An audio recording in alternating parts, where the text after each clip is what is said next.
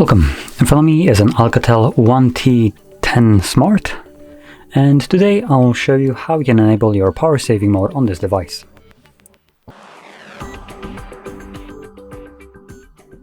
So to get started, we're going to pull down our notifications by swiping down from the top, left or right side of our screen. Now extend the list of toggles, and one of those should be a battery saver. It means right in the middle.